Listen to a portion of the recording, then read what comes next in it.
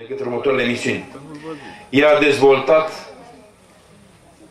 noi capabilități pentru Curiosity, pentru sistemul de mobilitate a acestuia după amartizare. So, good morning. Hey, good morning. Erisa. Hello. Do you hear us? Yes, I can hear you. Thank you for accepting our invitation to join us this evening. In Romania, it's evening. My name is Sorin Repanovic. I am the coordinator of the program, and together with Heather, will be your host in this evening. So thank you again. And you can see yes, but not so clear, but you see images with our participants here. So we want to say now hello to you. Hello, Erisa. Hello. Thank you for inviting me. I have learned a little bit more about the program since being asked to talk, and I'm very excited about it. It's a great opportunity, and I am honored to be a part of it, so thank you. How is to be part of the Mars mission? Sorry? How is to be part of the Mars mission? So what I didn't realize until this morning is that today is actually an anniversary of when we landed Curiosity on Mars 3 years ago. So August 5th, 2012 is when we made that landing that I got to be a part of, and we've had some memories of that today as we celebrate that. And I've worked different parts of the mission before we launched off the Earth, and now even as we're driving and learning new things on the surface of Mars. And so to be a part of it for this long and in different ways has been a very special experience, and one that I'm trying to help use to make the next rover, the Mars 2020 rover, even better. Mars 2020 is so close, it's not so far, right? Correct. There are days where we think, oh, that's 5 years away, we have plenty of time, and there are other days where it feels like there's just not enough time. Yes, 3 years is just, we remember with the pleasure because we went a live also with your colleague 3 years ago after the Curiosity was landing on Mars. So we remember with the pleasure about that success. Okay. Hello, Erisa. This is Heather from World Genesis Foundation. Hi, it's great to see you here. Thank you so much for being with us, and congratulations on the anniversary. You have a presentation for us tonight. I do, and a lot of it goes over things that have happened before Curiosity landed and then once we were on the surface. And then I can give you a brief update on what we've learned from the surface of Mars on this mission. And then I'll try and do that in about 15 or 20 minutes. And after that, take questions, whether it's about Curiosity or about the new mission. Happy to take questions that you guys have, or about anything that I might be able to answer. That sounds great. And just let us know when you want us to forward the slide here, so we can forward it for everyone in the audience. And we have a lot of students here who are really, really anxious to ask you questions. So it sounds great. I believe it or not. Sorry about that. Wow. Glad to have you back. We're here. So we have your first slide of the presentation up. Great. Beyond Frontiers, what it's like to work on Mars. Yeah, so a little introduction. I know you guys got the introduction on your side, but I got to start working on this project with not on the same team that Robbie did, but on a different part of the team. And we were preparing the Curiosity rover and the rest of the spacecraft for launch off the surface of Earth. And then it took about 8 months to get to Mars. And once we then landed on Mars, we've been operating the rover ever since then for about the last 3 years. So this will be a combination of all of that, all that I've been involved with as we've done that. And what you see in this first picture, this was actually one of the very first pictures that we got from the rover after it landed. So we have data.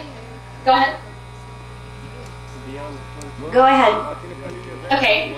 So we have data that the rover had landed, but we did not have data that everything on the rover was working the way that we had hoped it would. And so when it was able to send us back these first thumbnails, these first small resolution pictures, that was sort of our first indication that the rover was healthy and eating, with 100 or so scientists that are proposing new landing sites for the Mars 2020 mission.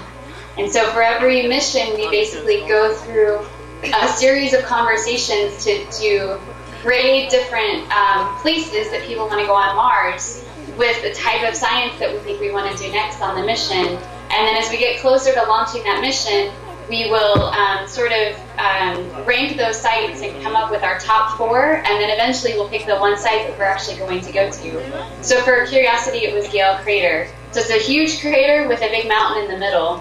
And again, that's what you can see in this image. So it's just the beginning of what we were starting on the surface mission. When I was in school, I thought about being a veterinarian. I thought about being a marine biologist. Then I thought about being both, like a veterinarian for marine animals. You can go to the next one. And so that was sort of what I wanted to study when I went to college. Can you advance it one?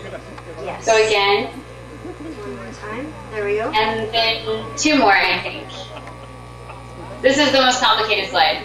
So at some point I had a conversation with my dad, who always wanted to be an engineer, but wasn't. And he convinced me to think about engineering and whether I should do that. So if you go to the next one, I was good at math and science, which tend to be things we think make good engineers and good scientists. So I thought about that, and did sort of a comparison of what it would look like to study and be a marine biologist versus an engineer, and decided that engineering was the right answer for me. So I went to school at the University of Miami in Florida and pursued a mechanical engineering degree.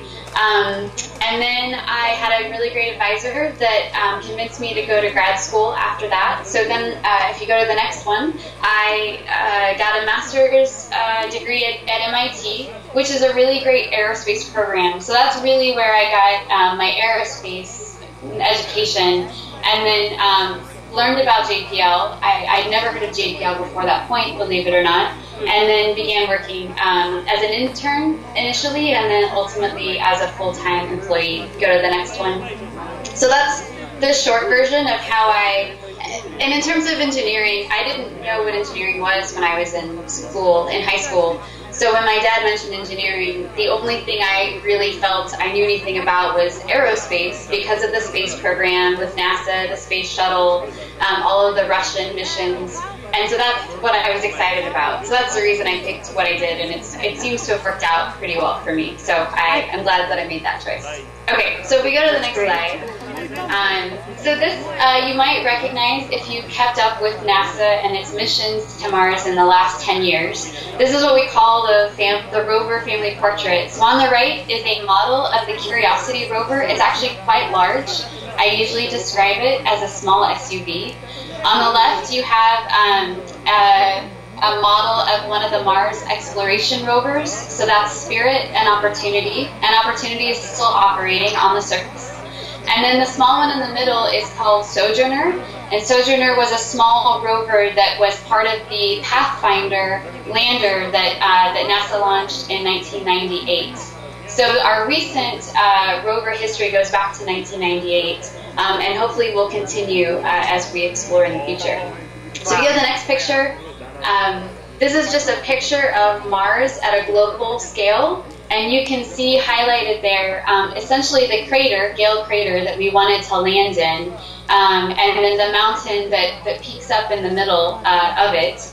And the trip from Earth to Mars is about 258 million miles, I think. So we had to launch from Earth and basically make sure we landed in that crater on the surface of Mars.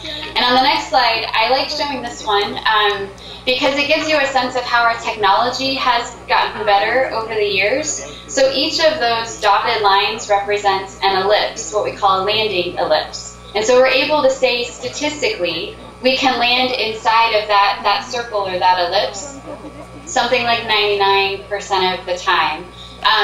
what you see in the center, the solid line, is the landing ellipse for Curiosity. Wow. And what this shows is that until we had the technology and learned what we know now about how to land on Mars, we never could have fit our landing ellipse into a safe place in Gill Crater, because we don't want to land on a place that has too many rocks or really high slopes, or we don't want to land in something like sand that we don't think we can actually drive through.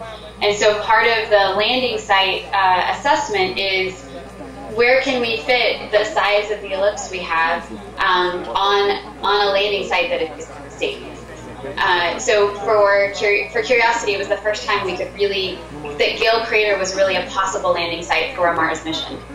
Okay, so the next couple of slides are just fun pictures that I wanted to give you a sense of the hardware. So this picture shows the aeroshell, which is the main central body, so the rover and the descent vehicle are hiding inside of there. And then the white ring at the top is the cruise stage, so that's the part that I worked on initially. And it's the part that does all of the work to get the rover safely from Earth to Mars. And when you get to Mars, that cruise stage goes away on the way or in the coldest environment. And then if you go to the next slide, these are some pictures of the cruise stage hardware and me in a NASA bunny suit, basically helping run a test, a phasing test for the propulsion system. So we'll keep going a little more quickly here. The descent vehicle with the rover tucked up underneath it, so this is the actual hardware of Mars. You can see the wheels on the right and left side. And then in the center and left of that picture is the landing radar. So that's the radar they used to find the surface as they were landing.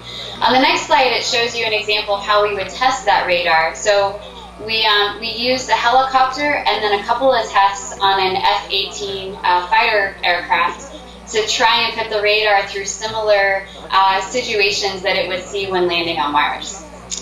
The next picture is inside the rover belly. You'll see basically all of the avionics, the cabling, some of the analytical laboratories and instruments all had to fit inside of this very confined space. So that was one of the tougher jobs that I was not a part of.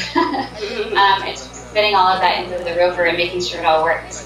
And then the next one is just a couple more fun pictures of some of us before we landed, the night of landing, and then the fighter craft they used for some of the testing and a turn activity that we did during cruise.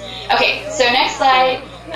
Short version, this is how we land on Mars, at least for the MSL or Curiosity vehicle.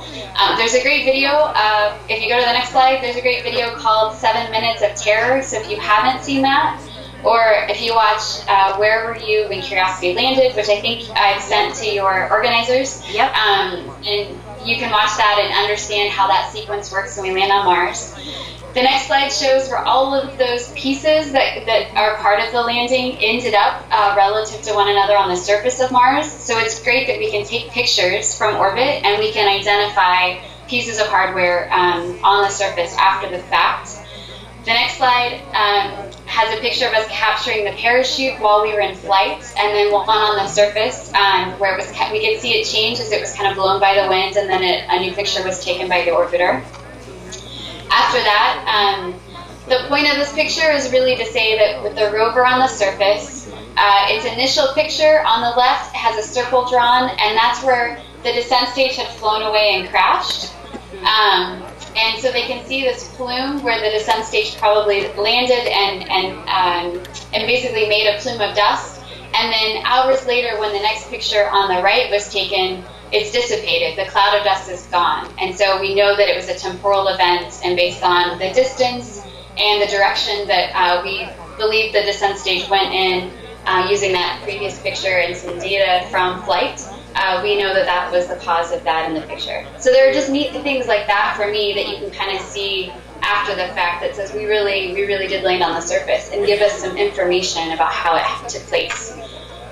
The next slide is a color mosaic of us. We've driven away from the landing site, so on the right you can see places in the dirt where it's grayer, and that's where the large engines during landing blew away that top layer of oxidized dust on the surface and exposed an underlayer that wasn't as oxidized. And then on the next picture, again, you can see those two grayed out areas, and then the tracks as we've driven away from our landing site, and a picture of the rover. So these images are taken by the Mars Reconnaissance Orbiter high-rise camera, and it's just awesome to me that we can, if it's passing over the right place where we are, then we get updated pictures of where the rover actually is on the surface. How long does it take you to get a photograph?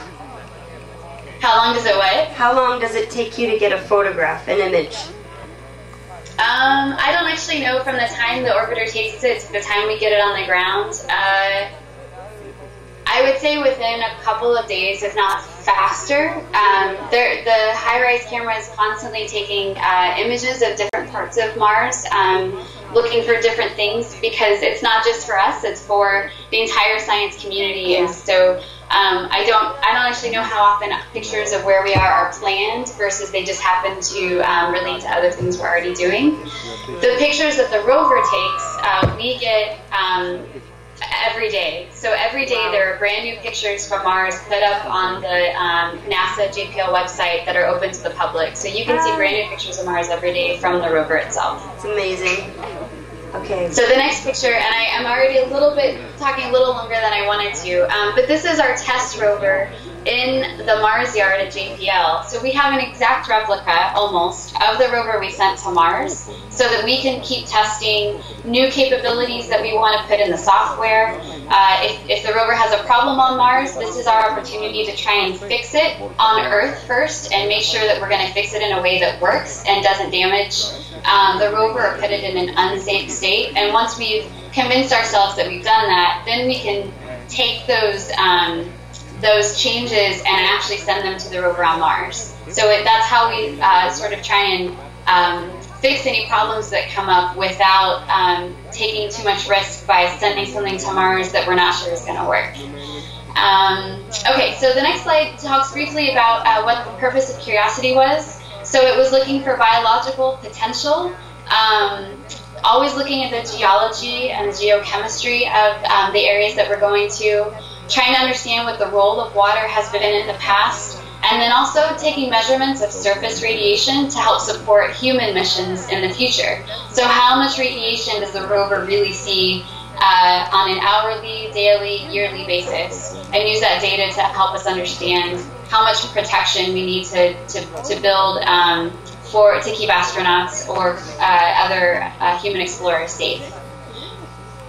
And then let's skip through a couple just to get, this basically tells you how we communicate, rover drivers, keep going, next one. So this is a great shot of of us using one of the cameras that's a science camera to take pictures of the wheels under the rover. So it's how we've measured the damage to the wheels that we've seen after driving for 10 kilometers. So this is when the wheels were pretty new and fresh, and you can see they're not very dirty. So the light brown streak in the middle of the wheel is actual Mars dirt that is stuck to the wheel, just because it's so dusty. And so now they're much dirtier than they were in this picture. The next picture is an overview of the science instruments. So on the top you see ChemCam, which is the laser that everyone gets excited about. So it shoots a rock, creates a plasma, and then uses a camera to look at that plasma and understand the chemistry of the rock. Below that, RAD is a radiation instrument. On the end of the arm and the turret, you see APXS and MOLLE. So MOLLE is the camera. APXS is an alpha particle X-ray spectrometer, so it does chemistry as well. Then we have the drill, a scoop, a brush, and then sieves that let us take a drill sample and then basically get the right size of particle that we then want to put into the analytical laboratory to do to bake out the sample or do more analysis on it.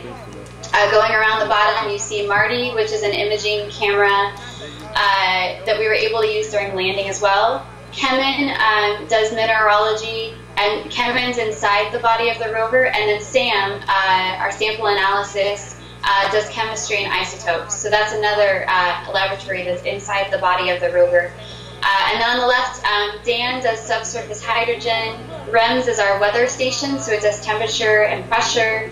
And then MassCam is what we get all the color photos from. So we have engineering cameras that take black and white photos. And those are what we use to create a mesh, a three-dimensional mesh that we then plan drives on. We'll pick targets for science. So that's what we use to do our actual planning for the rover. But the color images are what the scientists really use to help inform the geology and understand other details about the science. The next picture is a funny, this is not what happens when the rover fires its laser, but it's kind of fun to think that it might. The next picture shows you what actually happens. Yep. So on the left you see a pristine rock, and on the right you see where the laser has made 5 holes. But each of those holes was hit multiple times, so that's what the rock looks like after it's been hit with the laser. The next picture is a picture of a conglomerate. So we've found several pieces of evidence that tell us that Mars looks like it's been habitable in previous years. That water has played a significant role in this part of the planet. And one of the ways that they know that is by looking at this conglomerate. It looks like broken up cement. And so it's different pebble or size of grains that are all cemented together. And by looking at the size and shape of those pebbles, it's consistent with what we see scientifically for pebbles that are rounded because they've been moved along in a stream or a riverbed. And based on the size and shape, again, they can estimate what we think the depth and flow rate of that river system would have been. And there are other geological features like an alluvial fan, those sort of things that sort of speak to the water story in Gill Crater. So it's been really exciting to just start to understand. Since I'm not a scientist, I'm an engineer, I'm slowly learning the science as well. And so it's neat for me to see things like that. They go, oh yeah, like I can understand how they would put together a story about water based on this type of information. Let's skip down to 2 more slides. So this shows you where the rover currently is. So Marias Pass is this really neat. You can see the bright area in the middle. It's called a contact. So it's where the bright area and the dark area come together, and it means that we're looking at 2 different points in history that we can study at the same time in the same place. And so the scientists get really excited about these types of places. So we've been here for about the past month and a half. And we're getting ready to wrap up the science that we've been doing here and move on to the next interesting site that'll be on down the road. So we're slowly making our way up in elevation at Mount Sharp and making new discoveries and and kind of moving along. The last slide, I'm going to shut a door really quick. Sorry about that. This last slide is just to let people know that this is what the JPL website, it's been updated since then, I think, but there's a lot of information on the JPL website, so feel free to go there and look for things. If you go to the next slide, there's even a drop down for like educational opportunities if people are interested in looking at that. And then on the next slide, again, it's just more information about what's kind of available there. On this next to last slide, this is just to let you know about the images I spoke to earlier. Go back 1, sorry. So under multimedia, you can find videos, raw images, mosaics. You can find anaglyphs where they've done the red and blue, and so if you can get your hands on some anaglyph, the red and blue 3D glasses, you can even look at 3D pictures on Mars. So those are all available online. Again, every day you can see new pictures from Mars and see if you can find the Martian. And that's it. So that's what I wanted to share with you guys about curiosity. Andre, Baruch. Cei care doriți întrebările, vă rog să veniți mai aproape. But it's not even at the level of fossils. It's something much more rudimentary that we're trying to look for with the 2020 mission. I think there's a potential there, but you know, I guess I don't have a strong opinion on whether or not we will. I'm more interested to sit back and see, because I think either answer is significant. If we never find life on another planet, whether it's Mars or, you know, one of the Earth-like planets that missions like Kepler can see that are, you know, tens of light years away, whether we never find life, that's as significant to me, meaning that we're the only living beings in our entire solar system and in our galaxy. But if we did find life, that's also very significant in a very different way. And so I think I would be surprised if we found anything currently on Mars. But if we're able to find history of life on Mars, I think that would be a very interesting thing for us to start talking about. I'm jealous because you'll be first who will find that. Something like that. Something that might fly? Is that what you said? Yeah. Yeah. That's a great. Erisa, I can tell you why he asked that, because he's an inventor. So he's only 15, but he invent innovator. A drone. Okay, so that is interesting. Maybe he sell the drone to you. Okay. So a couple of thoughts on that. I'm trying to think of the best way to answer your question. One answer is that we have looked at other options that are considering flying vehicles. Oops, sorry.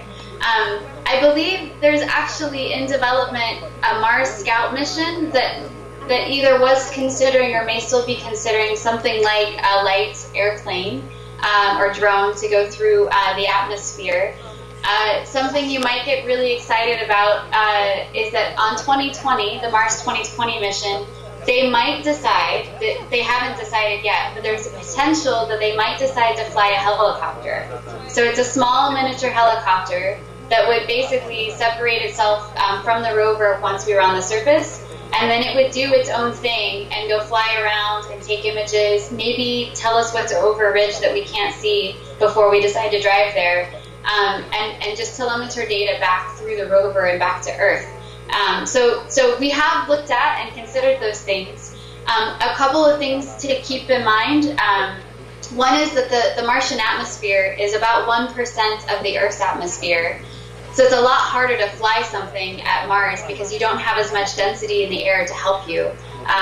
So that's one thing to keep in mind in terms of designing something for that. The second is because of that, things that you want to fly have to be pretty lightweight, and it's hard to put a lot of science instruments on something that's so lightweight. And so I think it comes back to what are you trying to learn or understand, and if you can do that better with something that you want to fly than something that drives around on the surface, then that's when you would choose to actually fly something. So it all comes down to what do you want to learn at Mars, and what is the best way to learn that. Does that make sense? Yeah, it does. I was just asking you if you could make something like a swarm. The robot it moves, and that UAV just sends you the data from the rover, from the actual how is the rover, if it's okay, if it's stuck, the terrain that it's going through, and something like that, not to have problems with the. Got it. Yeah. So using it as a relay with the Earth. Yeah, something like that.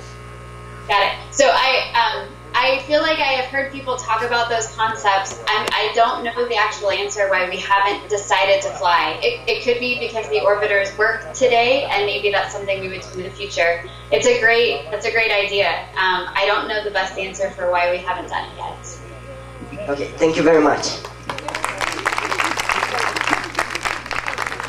Hello there, Erisa. My name is Rolesh. I have two simple questions. Is the communication between, Curiosity and NASA station a real-time communication? There is some delay. So when we uplink commands for the day to the rover, we do it as a direct to Earth, and so we do it to the rover's high-gain antenna. So that's real time, but there's a delay. Depending on where Mars is in the orbit with respect to Earth, it can take anywhere, I think, from 12 to 20 minutes. When the rover is sending back data to Earth, we tend to do it through the orbiters because the amount of data that we can send that way is so much greater. And so you have a planned schedule for when the orbiters fly over the rover and allow the rover to upload data to the orbiters. And then when those orbiters come back into view with a station on the Earth, that's when they telemetry the data back. So that's a relay link. It's not real time the way that you're thinking.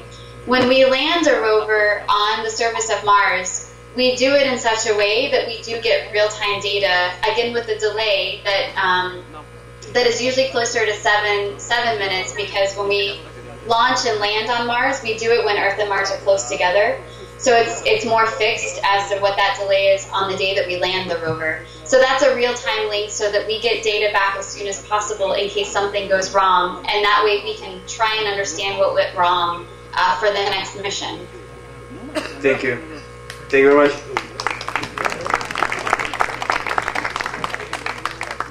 Hello, you're not a scientist, but it is known that we are polluting on our Earth, destroying our Earth by polluting, and somehow it affects our magnetosphere.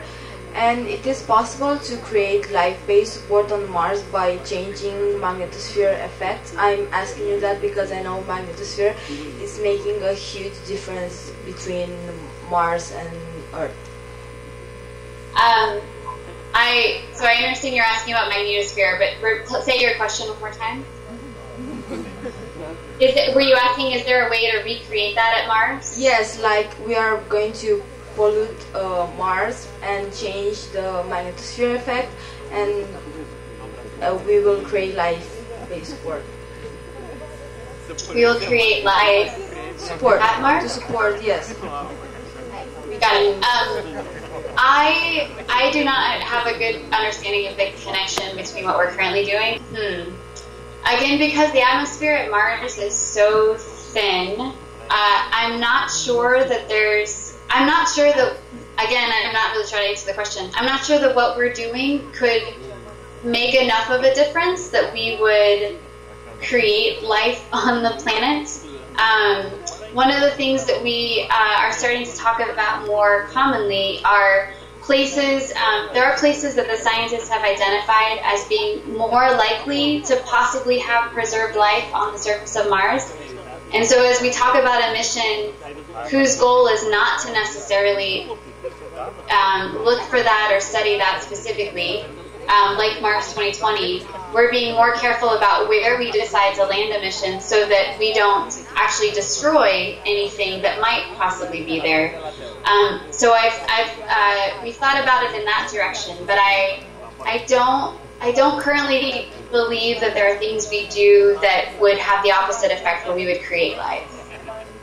Okay, thank you. I saw that on a documentary on Discovery, so that's why I asked you that. Thank you. Awesome. I wish I could keep up with all of the documentaries. They have great things that I just don't know about.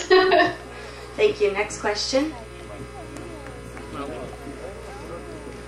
Hi, my question is, how much of Mars did Curiosity traveled, analyzed, and if it is necessary for Curiosity to travel all of the Mars? All of Mars? All of Mars. Got it. Okay. So the Curiosity to date has traveled about between 10 and 11 kilometers. So that's how far it's gone. And if you looked back at the history of the mission, there are very specific areas where it stopped to do a set of science. So one of the earliest locations was called Yellowknife Bay, and that's where it really nailed a lot of the mission objectives right off the bat, even though we had not made it yet to the base of the mountain, Mount Sharp, that we were going to. So Yellowknife Bay was one place where we did a lot of work. Pahrump Hills is a place recently where we spent a lot of time really trying to understand the different layers that existed there. And now we're at this place called Marias Pass. And as we keep traveling, we keep going up in elevation. So we're slowly climbing up the different layers at Mount Sharp. So the goal for Curiosity is really just this area within Gale Crater. if you imagine trying to have even like 3 rovers on the surface of Mars and have them like touch and visit everything on the surface of Earth, it would take, you know, years and thousands of miles even just to travel across Asia or the United States. And so when we send these vehicles, these robots, they're really focused on a very specific area that the scientists have said they think has the best, is the best place to go for the things that they want to study at that point in time. And so Curiosity will keep exploring, and as it goes up the base of Mount Sharp, and keep encountering new layers. But the mission, whenever it comes to an end, it'll likely be somewhere up the, up in a layer at Mount Sharp. It won't ever travel outside of the crater that it's in, as far as I know. I think that would be very unlikely. Thank you very much. Okay, the last question we have, Erisa, here. Hello, my name is Ovidiu, and I want to ask you why all the Mars missions have analyzed the same area. What was the selection process for the particular landing area on the Mars? Sure. So if you looked at a map of Mars, I don't remember specifics in terms of elevations, but the places that the Martian rovers and even the Viking landers and some of the Russian missions, they've landed in different places across the planet's surface. The Phoenix lander went to, I think, the North Pole, and then Spirit or Opportunity landed at Gusev Crater. Curiosity is in Gale Crater. So these really are different places on the surface. One of the limitations we have, though, is there are certain parts of Mars that we can't land on today because, for example, maybe they're too high in elevation. So so far we're looking at landing things that are like half a kilometer below surface level. But if we wanted to go, say, to a really high area that's maybe 3 or 4 kilometers above surface area, we don't have the technology today to do that. And so we do look across the entire surface within certain engineering constraints, whether it's elevation, sometimes it's temperature. So Mars, because of the limited atmosphere, Mars has a lot larger temperature swings than we have on Earth. And so certain places, if you're a solar mission, Mars has seasons like the Earth does. And if you're solar, you can only go to certain latitudes because outside of those latitudes, either the temperatures are too varied, or maybe you don't get enough sunlight during half the year and the vehicle wouldn't be able to survive. That actually happened to the Phoenix lander. It was designed for 90 sols, 90 Mars days, and it was sent to, again, I think the North Pole. And after about 90 sols or a few more, it went into Martian winter, which they expected, and it basically quit working, and we haven't been able to talk to it since. But they knew that when they planned that mission. So I think part of the selection has to do with the engineering constraints. Where are we able where is a robot able to function? And then the other part of it, again, is looking at what the mission objectives are and how those tie back into what the science is at these different sites. So during today's workshop that I've been involved in, the scientists are presenting over 30 different places on Mars that they want people to consider. And some of them are close together, but not all of them. They're spread out around the Martian globe. But they tend to all be in similar latitudes and similar elevations based on what we can do from an engineering perspective. Okay, thank you.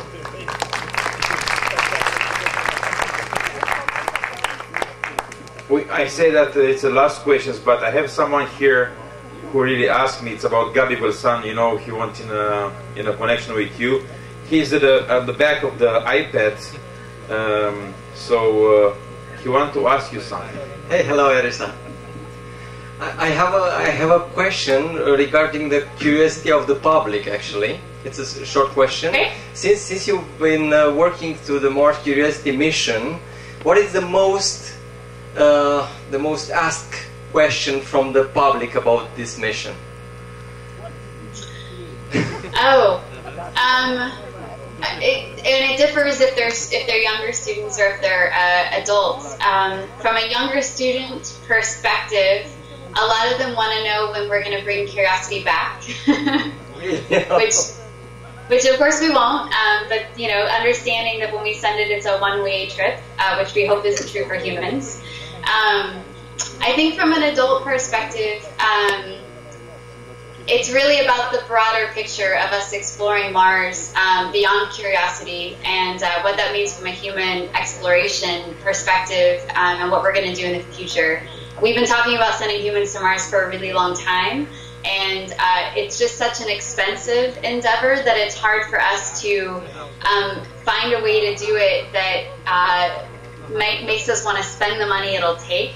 And so I think we're going to get there eventually, and maybe with the help of a company like SpaceX or with more international partnership to kind of spread those costs out. But what Curiosity has done has been really amazing, but it just makes people want to know what the next thing is.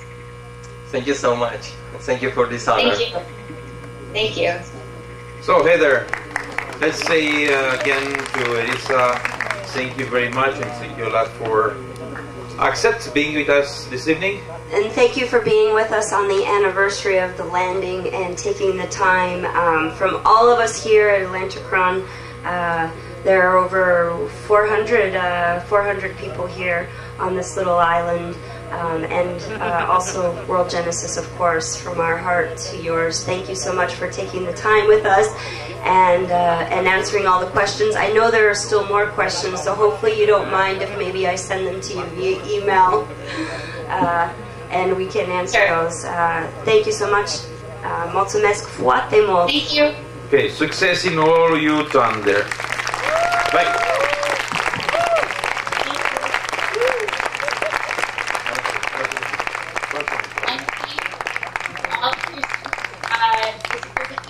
Opportunity, you guys exposed to so many things. So thank you for everyone that's there volunteering and giving their time as instructors and as speakers, and for you guys being willing to explore and learn. And I wish you all the best in your future endeavors as well. Wave bye-bye. Bye. Bye. And thank you for sending the movies. We will enjoy them. Okay. Thank you. Bye. Thank you, Erisa. Avem și două filmulețe foarte